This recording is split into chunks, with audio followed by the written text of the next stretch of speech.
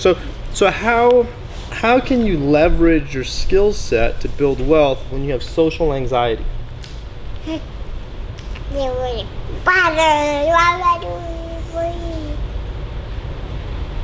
So what you're telling me is you don't struggle with social anxiety, so you don't know how to answer that? No?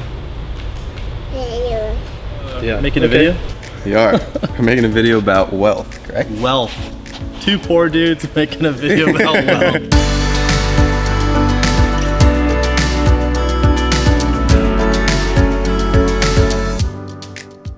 So what do you see, what has been the most difficult thing or setbacks, or what holds you back from growing wealth, do you think, most in life? For myself, struggling with anxiety and that social pressure. I believe that was one of my biggest setbacks, which I still struggle with today.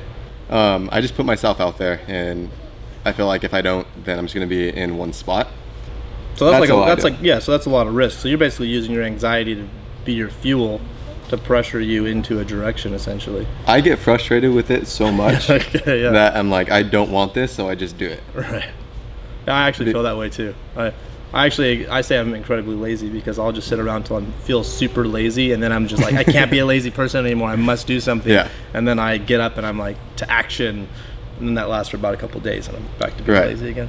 Why is wealth difficult to hold on to? Because you get these moments of just like, oh, I want to go out and do something, be productive, but then you go through these waves, right? Right.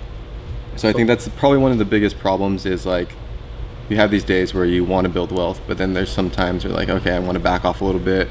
I'm getting tired. Make excuses for yourself. Right. Yeah. I think that's the self-accountability factors. Wealth is incredibly hard to hold on to because you have to have a mass amount of accountability to yourself to make sure that you're not going to just lose it. Motivation-wise, you got to wake up every single day and just be on point.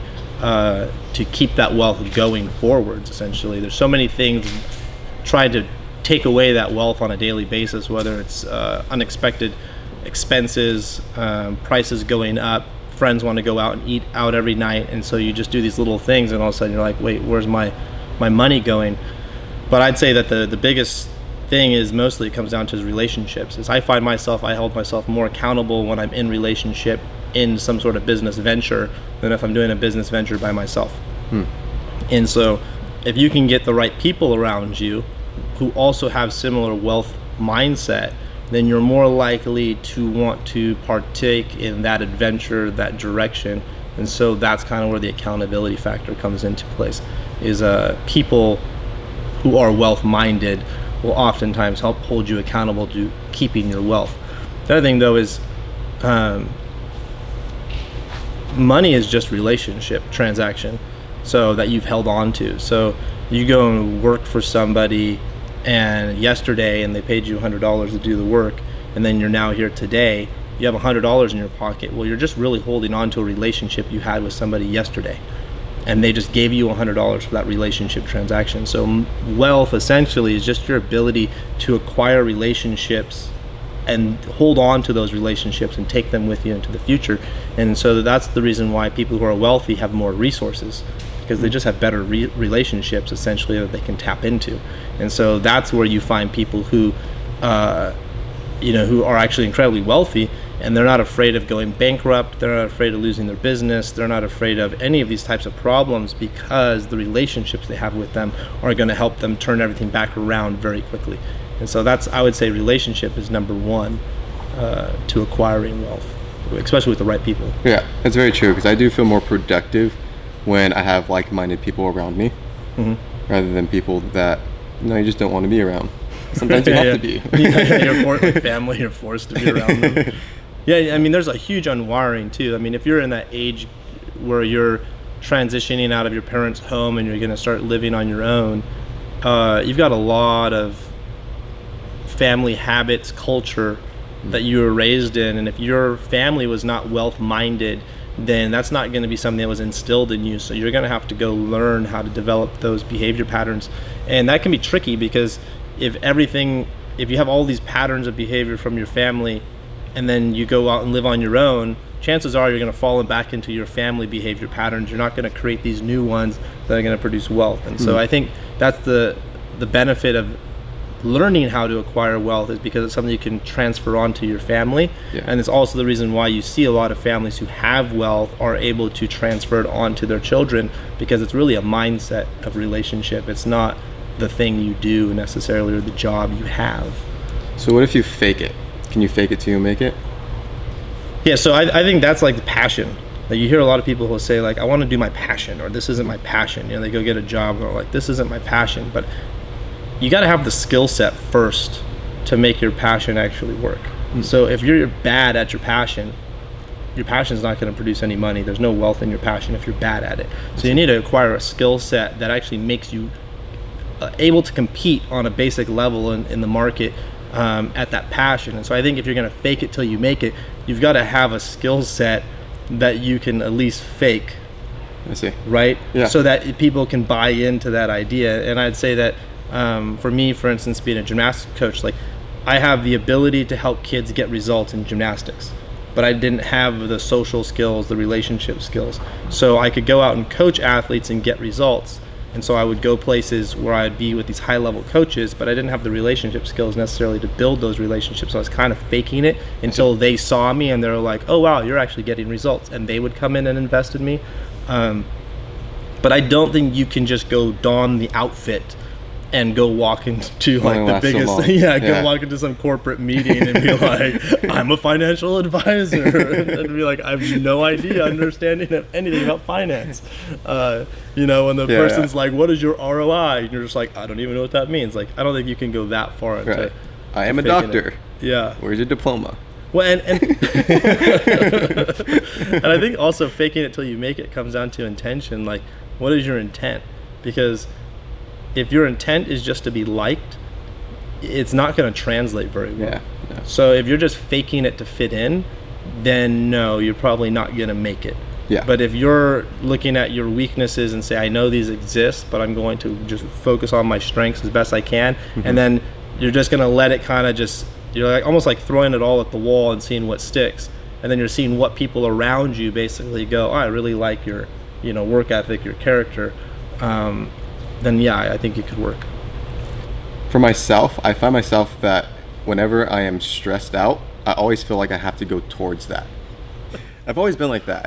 I feel like from a young age, whenever something is frustrating me, I always feel like I have to accomplish whatever that is or get over that. It's like go through the wall that's there. Yeah. Like, instead of going around the wall or over the wall, you're just like, no, I'm going through the wall. Maybe that's why I have so much anxiety. Because I put myself in those situations I don't want to be in. Probably, yeah. You don't like being weak.